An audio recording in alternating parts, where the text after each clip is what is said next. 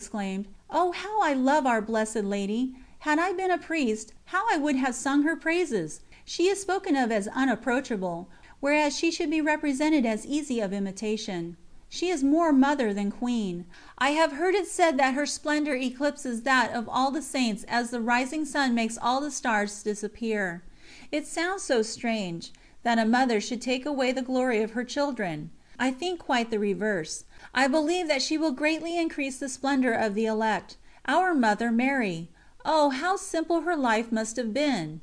And, continuing her discourse, she drew such a sweet and delightful picture of the Holy Family that all present were lost in admiration. A very heavy cross awaited her before going to join her spouse.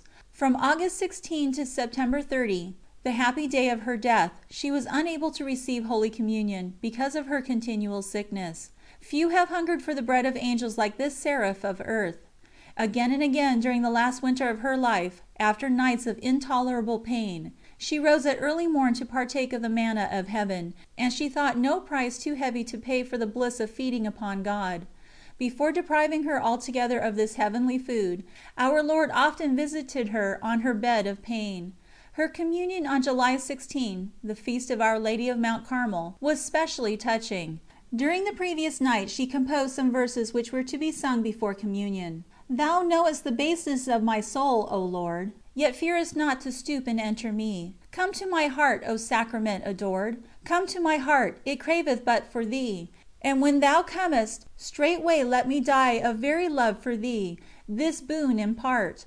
O hearken, Jesus, to my suppliant cry. Come to my heart." In the morning, when the Holy Viaticum was carried to the infirmary, the cloisters were thickly strewn with wild flowers and rose petals. A young priest, who was about to say his first Mass that day in the chapel of the Carmel, bore the Blessed Sacrament to the dying sister, and at her desire, Sister Mary of the Eucharist, whose voice was exceptionally sweet, sang the following couplet: "Sweet martyrdom, to die of love's keen fire, the martyrdom of which my heart is fain. Hasten, ye cherubim, to tune your lyre, I shall not linger long in exile's pain. Fulfill my dream, O Jesus, since I sigh of love to die." A few days later Thérèse grew worse, and on July 30 she received extreme unction. Radiant with delight, the little Victim of Love said to us: "The door of my dark prison is ajar. I am steeped in joy, since our Father Superior has assured me that today my soul is like unto that of a little child after baptism." No doubt she thought she was quickly to join the white-robed band of the Holy Innocents. She little knew that 2 months long of martyrdom had still to run their course. "Dear Mother," she said, "I entreat you, give me leave to die. Let me offer my life for such and such an intention," naming it to the Prioress. And when the permission was refused, she replied: "Well, I know that just at this moment Our Lord has such a longing for a tiny bunch of grapes, which no one will give Him, that He will perforce have to come and steal it. I do not ask anything. This would be to stray from my path of self-surrender. I only beseech Our Lady to remind her Jesus of the title of thief, which He takes to Himself in the Gospels, so that He may not forget to come and carry me away." One day, Soeur Thérèse took an ear of corn from a sheaf they had brought her. It was so laden with grain that it bent on its stalk. And after gazing upon it for some time, she said to the Mother Prioress: "Mother, that ear of corn is the image of my soul. God has loaded it with graces for me and for many others. And it is my dearest wish ever to bend beneath the weight of God's gifts, acknowledging that all comes from Him." She was right.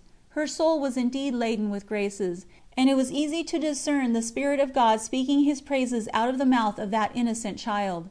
Had not this Spirit of Truth already dictated these words to the great Teresa of Avila?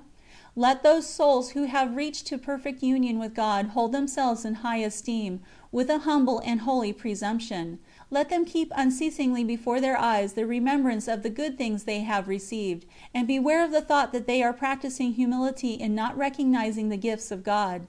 Is it not clear that the constant remembrance of gifts bestowed serves to increase the love of the giver? How can he who ignores the riches he possesses spend them generously upon others?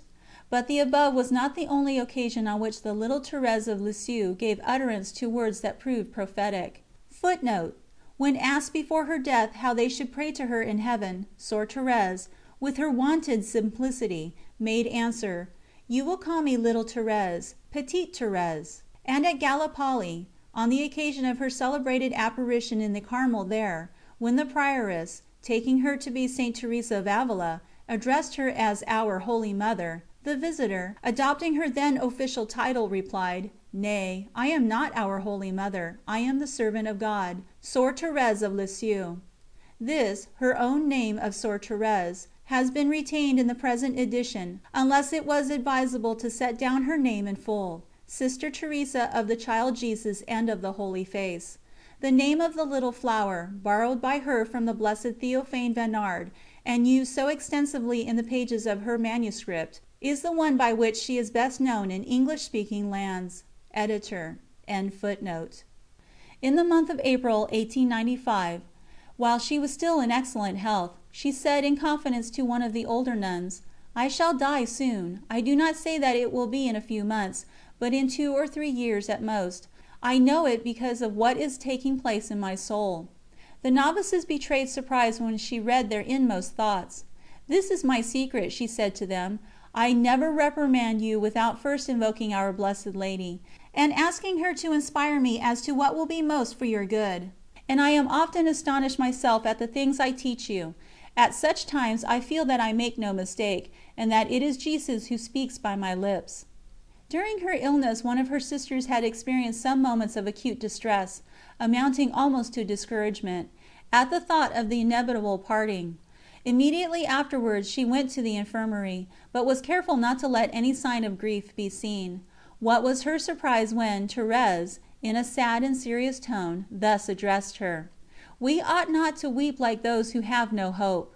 One of the mothers, having come to visit her, did her a trifling service. "How happy I should be," thought the mother, "if this angel would only say, 'I will repay you in heaven.'" At that instant Sœur Thérèse, turning to her, said: "Mother, I will repay you in heaven." But more surprising than all was her consciousness of the mission for which Our Lord had destined her. The veil which hides the future seemed lifted, and more than once she revealed to us its secrets, in prophecies which have already been realized. "I have never given the good God aught but love. It is with love He will repay. After my death I will let fall a shower of roses." At another time she interrupted a sister, who was speaking to her of the happiness of Heaven, by the sublime words: "It is not that which attracts me." "And what attracts you?" asked the other. "Oh, it is love, to be beloved, and to return to earth to win love for Our Love." One evening she welcomed Mother Agnes of Jesus with an extraordinary expression of joy. "Mother," she said, "some notes from a concert far away have just reached my ears, and have made me think that soon I shall be listening to the wondrous melodies of Paradise." The thought, however, gave me but a moment's joy. One hope alone makes my heart beat fast: the love that I shall receive and the love I shall be able to give. I feel that my mission is soon to begin, my mission to make others love God as I love Him. To each soul's my little way. I will spend my heaven in doing good upon earth. Nor is this impossible, since the very heart of the beatific vision, the angels keep watch over us. No, there can be no rest for me until the end of the world. But when the angels shall say, "Time is no more," then I shall rest, then I shall be able to rejoice, because the number of the elect will be complete. And what is this little way that you would teach to souls? It is the way of spiritual childhood, the way of trust and absolute self-surrender. I want to point out to them the means that I have always found so perfectly successful. To tell them that there is but one thing to do here below: we must offer Jesus the flowers of little sacrifices, and win Him by a caress. That is how I have won Him, and that is why I shall be made so welcome. "Should I guide you wrongly by my little way of love," she said to a novice, "do not fear that I shall allow you to continue therein. I should soon come back to earth, and tell you to take another road. If I do not return, then believe in the truth of these my words. We can never have too much confidence in the good God. He is so mighty, so merciful. As we hope in Him, so shall we receive."